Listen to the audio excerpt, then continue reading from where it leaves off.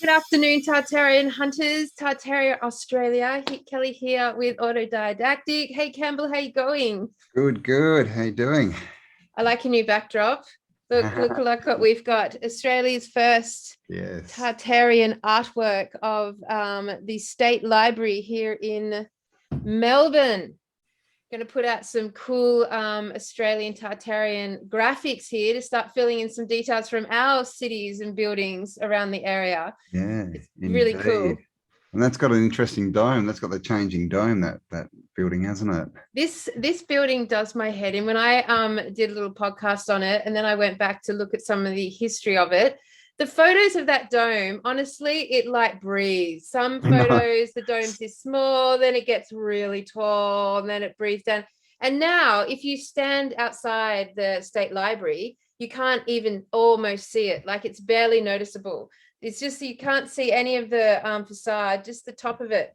So I don't know what the deal is with that dome, but it definitely through, I don't know if it's the Photoshop things that go on with these old photos, but it's a dodgy one. You guys have fun looking at that one. It's bizarre. It is. It is. It's just, too weird. It starts with a huge dome, doesn't it? Straight out of like bloody Italy or somewhere. Yeah, absolutely. Yes. So, well, look, Equinox yesterday, and Melbourne. Oh my God, Campbell, what chaos we're seeing. Equinox, full moon the day before, and then yesterday in Melbourne there was a rumble that they're calling an earthquake. What? Cracked the top off a building. Fucking Australia doesn't get earthquakes, by the way. And the whole story, right, of earthquakes is they say that it's tectonic plates moving, right? And so you get earthquakes on the boundaries of the tectonic plates. Yep. Australia has none of those boundaries. We sit on our own plate. Yeah, right. So, I mean, it was dodgy. So, and what was weird, well, obviously we all know now that it came out at a 10K depth, which if you follow through last year's disclosure, you guys all know what that means. We don't even have to mention it, but that's probably everyone's hope that that's what it was. But I have to say, like, it was weird because on my chat, someone who has friends in New York sent me a screenshot of the Australian news coming out with earthquake interferes with police protest plans, and it was published at 7:18 a.m. in the morning, and the earthquake didn't strike Melbourne till 9:18. So I don't know what is that. I mean, that's weird, right? It's so I didn't do any research into a follow-up, but this is odd. Would say that it was pre-planned. And I saw a video of a guy, and he said that when it hit, he said he was in his house and it was shaking. He said he ran outside his house, and he said the ground wasn't shaking, and he turned around and looked at his house, and his house was shaking, but the ground was not shaking. Oh, well, that's interesting. Yeah, and he was thinking it was like some kind of Jew or scalar weapon or something. Okay. Well, that's interesting. Okay, because if it was the DUMBs, then like potentially they knew exactly when it was going to happen and could easily have released this notion of an earthquake before it happened, could easily have put that so we don't question anything, we just accept that. But the thing is, right, we don't get earthquakes in Australia or Melbourne. So the fact that we've all just gone, it was an earthquake, like it could have been anything. And it's just weird that it was, well, that they say it was 10 Ks down and 20 Ks from the city? Yeah, well, no, 200. It was 200. Yeah, it was in a so out there, it was Mansfield, out near the snowy, like snow skis. Wow. Yeah. Okay, and so it cracks the top off a building in Melbourne in the city. Yeah. But there's no path of destruction heading that way, like to show the tremor. Yeah, right. And it's also on a ley line. It's also on the ley line right through Alice Springs as well, and Uluru. And Prying. Yeah. So look, we're just saying that potentially this earthquake may not have been what was presented to us. But if that's the case, you can see how easily that information is just like dumped into our consciousness, you know, like it was just immediately the most obvious thing was earthquake, and then that's just what came out everywhere. But it's actually the most unobvious thing to have an earthquake in Melbourne. So if you skip over that actual fact, like you could look at all sorts of other. It's obviously not an earthquake. Yeah. This earthquakes, we've all seen videos of earthquake. And what did they say? It was over 5, wasn't it? 5.5 or something. 5.6 to a 5.9, almost a 6. So this is the thing, like you get a 6.5 to 7 earthquake, and that's massive destruction. Yeah. And we've seen the videos of like 6s and that, and people in their houses and everything's shaking. Yeah. Yeah. So again, you know, why just one building? Yeah. I've heard nothing of any other even damage, let alone destruction. Yeah. It's just doesn't yeah, make like sense. it's like one building just needed to give some visual aids to the notion of an earthquake, and then that's all it took. One video of a few bricks falling down, and then of course our lovely mainstream media, and bang, done, job done. That was just an earthquake. Everyone go back to sleep. It's all right. Whatever. Okay, so, but that also freakily timed with the equinox here in Melbourne, which is a very powerful portal date, especially this year. Oh my God.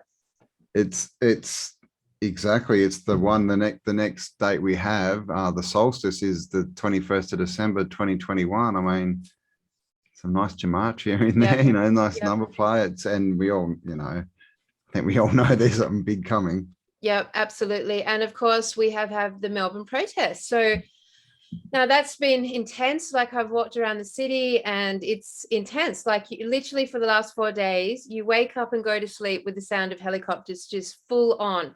They're just hovering all over the city. You've got police fucking everywhere, and they're not like, they're marching in packs, and they've got full on outfits on, and there's just thousands and thousands of them. Like you move through the city like you're entering a war zone, and that you're conscious all around you at all the times. Like, are you going to get stopped? Are you going to run into a group of police? You're going to turn a corner and you get arrested? Like, it's freaky, man. Like yesterday when I walked through Germany, it took a lot of confidence in me to like just march through and into the protest area, and then see all the roadblocks, which were at all the major roads and across the bridge, and you couldn't actually get to the protest, right? And then but yeah, like, and to walk past those fucking police without crossing the road, I was proud of myself. I was like, yeah, I'm gonna own my sovereignty. And that's what this has done for us all here in Melbourne, because man, the people who haven't worn a mask and the people who've done the protesting, they've grown their balls. And we now, like, and with that ball growing process, you lose a lot of fear. Basically, that's what it is. You just start to lose your fear, which is starting to free you from the enslavement program and respect for authority. But this is why that, you know, their plan doesn't really make a lot of sense to me, because they just seem to be shooting themselves in the foot, because, you know, the more you take away from someone, you know, the less they have to lose. Yeah. Right. And this is what's happening. And, you know, obviously, you know, the tradies were doing well, you know, they were working for the last 18 months. A lot of them say they were working more, getting higher pay. And then suddenly within a week, bang, all taken away, which was good. You know, obviously woke a lot of them up pretty quick, but we've also got to look out for, I mean, and I've got to say, they've all been so good too. I mean, they may have got a little bit, you know, what do we say, excited outside the office that morning, but in general, you know, they've been good, because this could all be, you know, and this is why there's cops everywhere, and we've seen like army looking people and helicopters. Are they trying to incite something, you know, because this is the thing, if the people turn on the police and there's a big massive fight and a riot, then they'll go, oh, martial law, we need martial law to keep everything, you know, down. So, you know, everyone in Victoria and Melbourne, you know, they've been doing so well, but yeah, just keep that in mind to, you know, don't buy into their crap, because we see what's happening, you know. And at the shrine, they literally said, if you want to leave, there's a clear path down there, go down there. And then some people went down there and they got arrested. Yeah, right. And they literally said, if you go down there, we'll leave you alone. And that's why everyone then went back and got all, so, and of course it was all portrayed differently. But also Rushkin, the real Rushkin, he got interviewed on CNN. Did you see that? I did. I know. But you know what's happened today? This is so yesterday, the police started off by, they turned up in tradie clothes and basically like infiltrated the crowd and then ambushed them. And like what we saw with the scenes yesterday with them shooting into the crowd and the noises, like that's just the most surreal experience to witness here in Australia.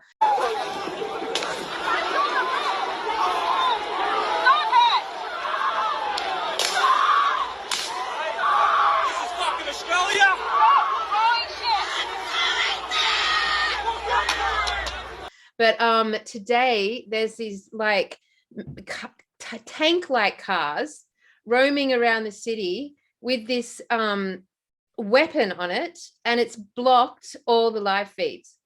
And so no one can coordinate using the live feeds, which is what was being so amazing yesterday and the day before.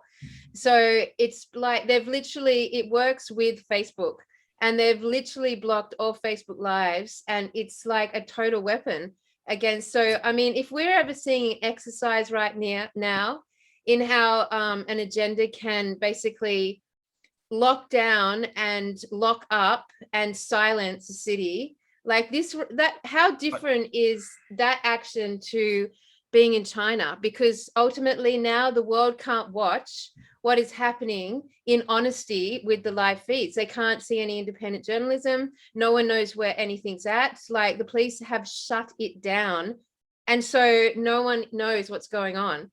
Like that's a scary motherfucking world right there. Yeah, that's just so, you know, what we call Nazi Germany, and that whole, you know, not just that, you know, Stalin, you know, Bolshevism, all this kind of stuff. Yep. It's all the same.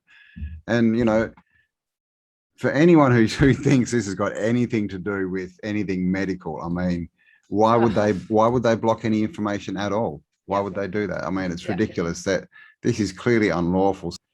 I mean, like for them to like put like images of like these stormtroopers aiming guns at the population, and then with headlines like protecting your health, like it's such a I just can't believe that sort of programming still works. Like it's go you know, go to war for peace. That exact go to war for peace. Yeah. So, war is like, peace. Yeah. We're protecting your health by shooting you dead. Yeah. And what? I was looking at some of the comments on one of the posts about yesterday, and I was just amazed at how many people were still saying you're just making lockdown go longer and things.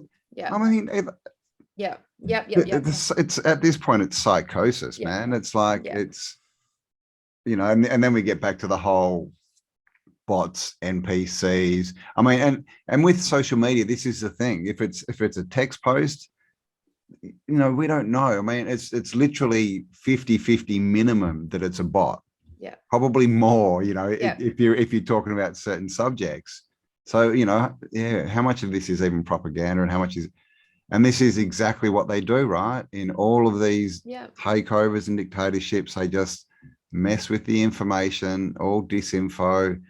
And like you said, it's so people can't communicate and make plans and form, you know, syndicates against absolutely the tyranny. So, and it's so timely, everyone, to like be presenting this and documenting it and being in the thick of it as we, you know, do the Tartarian show, because like 200 years ago something happened, and for sure there were us in some form, like with some form of resistance and some form. There were definitely humans that knew what was about to happen, and that's us now, like watching it play out. So like it's like we're reliving the script, like we're reliving the history almost. Like, so we have so many questions about what really happened to the collapse of the civilization, and how did they take it over, and how did they disperse all the bodies, and what the fuck happened. And here we are literally looking at how this, like we're actually living that answer, it feels to me. Yeah. Yeah. And this is why we've got no information, you know. Now we can see why why there's no information in the past. And I mean, I'm sure there's more than we've got that's hidden, but they just, yeah, they destroyed all. They don't want information. They just want to wipe everything and forget that anything existed and change the story and start from.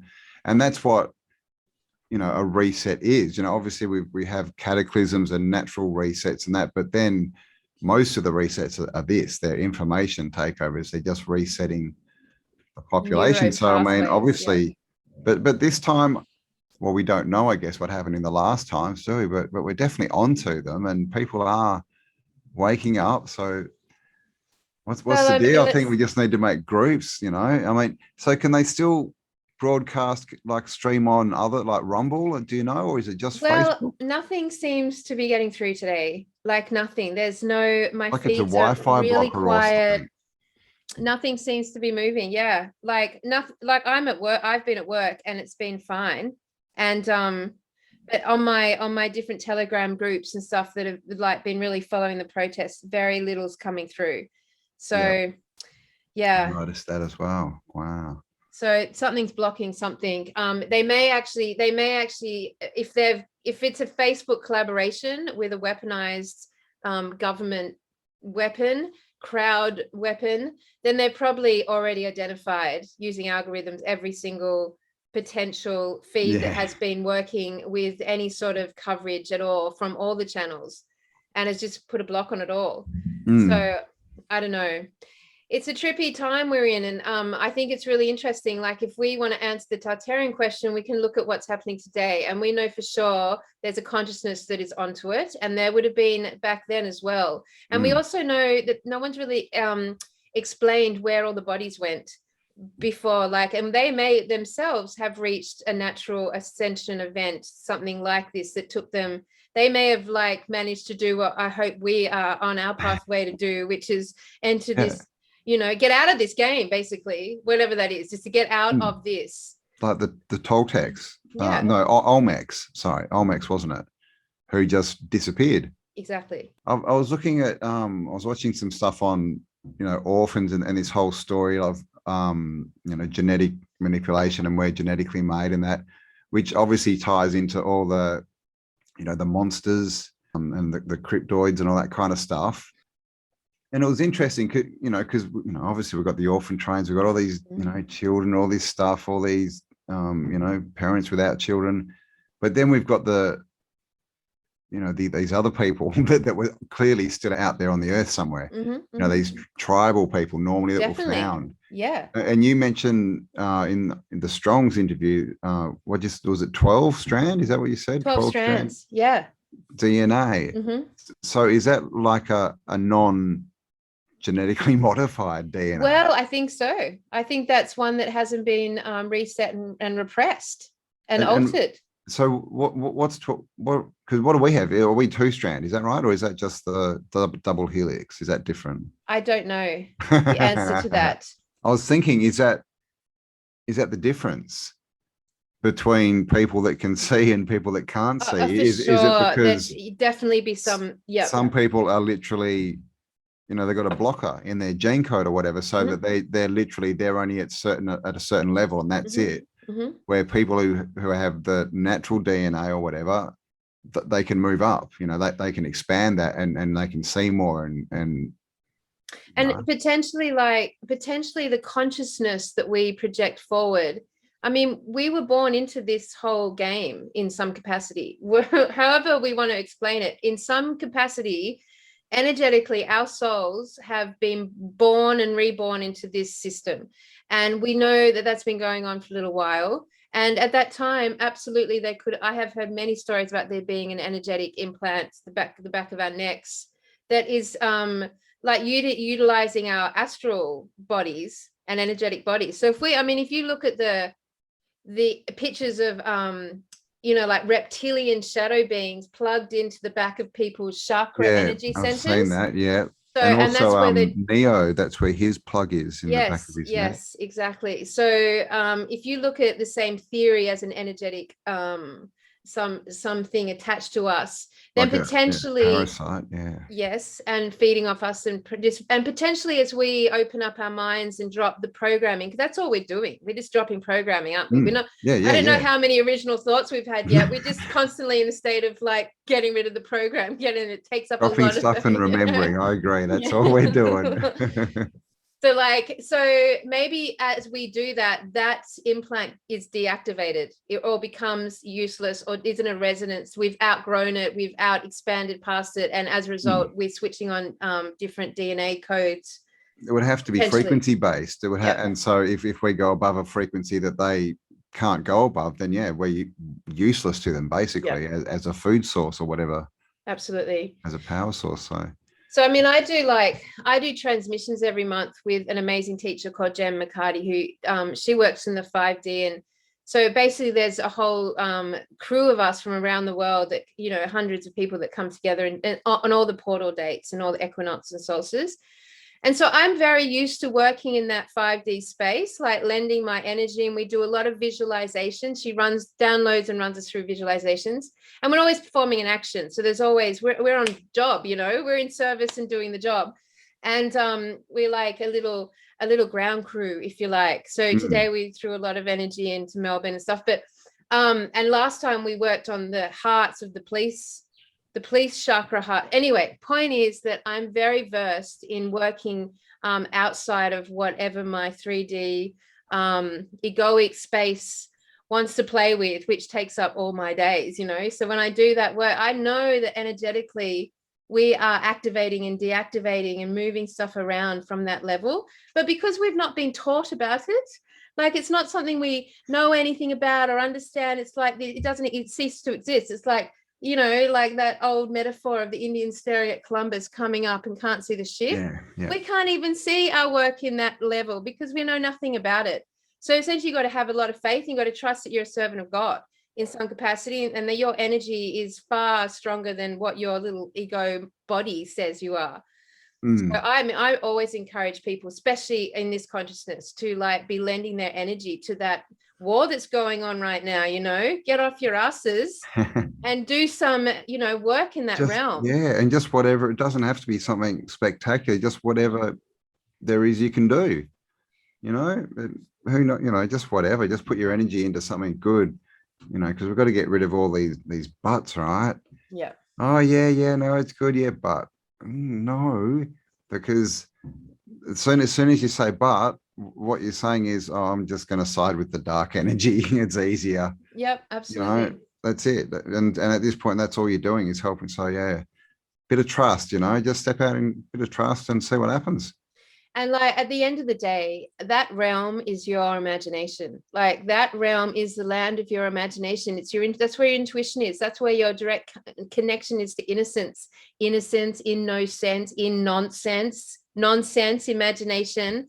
Like that's the place where you do that work. So man, sitting down for 30 minutes and doing a meditation where you're imagining the world you want to live in, and you're imagining the takedown of these lies, and you're imagining these beautiful outcomes of truth and light and love on the planet. That's powerful shit, guys. So it is. And the reason, if you think it's all airy fairy, well, why do they have the news?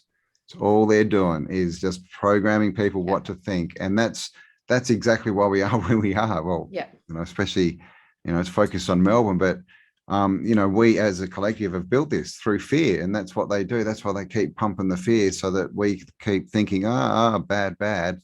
And we help them. So let's stop doing that. Fuck it. Fuck them. Let's stop doing that. You got to own your own imagination, guys. Like it's so me. You don't need a guru for that. You don't need a master or a teacher or anyone above you and any books. You don't need to read anything. You just have to sit there and make some shit up in your head about the world that you want to live in, and that will like add so much power to the creation of that. Just go for it. If you're listening to other people, I mean, that's you need information, but if you're creating off that, all you can create is what they've already created.